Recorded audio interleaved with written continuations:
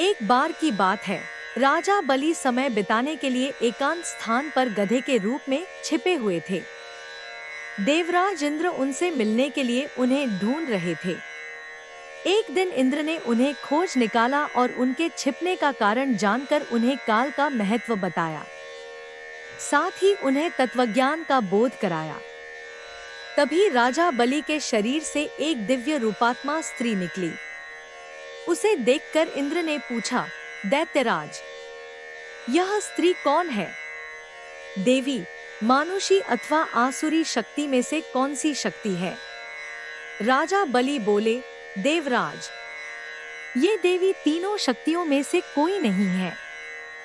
आप स्वयं पूछ लें। इंद्र के पूछने पर वे शक्ति बोली, देवेंद्र, मुझे न तो दैत्यराज बलि जानते हैं और न ही तुम या कोई अन्य देवगण। पृथ्वी लोक पर लोग मुझे अनेक नामों से पुकारते हैं, जैसे श्री, लक्ष्मी आदि। इंद्र बोले, देवी, आप इतने समय से राजा बलि के पास हैं, लेकिन ऐसा क्या कारण है कि आप इन्हें छोड़कर मेरी ओर आ रही हैं? लक्ष्मी जी बोली, देवेंद्र, मुझे मेरे स्थान से कोई भी हटा या डिगा नहीं सकता है। मैं सभी के पास काल के अनुसार आती जाती रहती हूँ। जैसा काल का प्रभाव होता है, मैं उतने ही समय तक उसके पास रहती हूँ। अर्थात मैं समयानुसार एक को छोड़कर दूसरे के पास निवास करती हूँ। इंद्र बोले, देवी, आप असुरों के यहाँ निवास क्यों नहीं करती? लक्ष्मी जी बोली, देवेंद्र, मेरा निवास वहीं होता है जहाँ सत्य हो, धर्म के अनुसार कार्य होते हों, व्रत और दान देने के कार्य होते हों। लेकिन असुर भ्रष्ट हो रहे हैं। ये पहले इंद्रियों को वश में कर सकते थे, सत्यवादी थे, ब्राह्मणों की रक्षा करते थे, पर अब इनके ये गुण नष्ट होते जा रहे हैं। ये तप उपवास नहीं करते, यज्ञ, हवन, दान आदि से इनका कोई संबंध शेष नहीं है।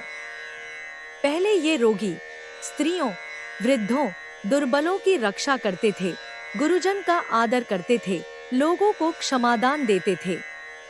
लेकिन अब अहंकार, मोह, लोभ, क्रोध, आलस्य, अविवेक, काम आदि ने इनके शरीर में जगह बना ली है। ये लोग पशु तो पाल लेते हैं, लेकिन उन्हें चारा नहीं खिलाते। ये अपने बच्चों का लालन पालन करना भूलते जा रहे हैं। इनमें आपसी भाईचारा समाप्त हो गया है। लूट, खसोट, हत्या, व्यभिचार, कलह, स्त्रियों की पतिव्रता नष्ट करना ही इनका धर्म हो गया है। सूर्योदय के बाद तक सोने के कारण स्नान ध्यान से ये विमुख होते जा रहे हैं। इसलिए मेरा मन इनसे उचट गया। देवताओं का मन अब धर्म में आसक्त हो रहा है। इसलिए अब मैं इन्हें छोड़कर देवताओं के पास निवास करूंगी। मेरे साथ श्रद्धा, आशा, क्षमा, जया, शांति, संतति, धृति और विजति ये आठों देवियां भी निवास करेंगी। देवेंद्र, अब आपको ज्ञात हो गया होगा कि मैंने इन्हें क्यों छोड़ा है। साथ ही आपको इनके अवगुणों का भी ज्ञान हो गया होगा। तब इंद्र ने लक्ष्मी को प्रणाम किया और उन्हें आदर सहित स्वर्ग ले गए। जय लक्ष्मी माँ, जय सिया राम।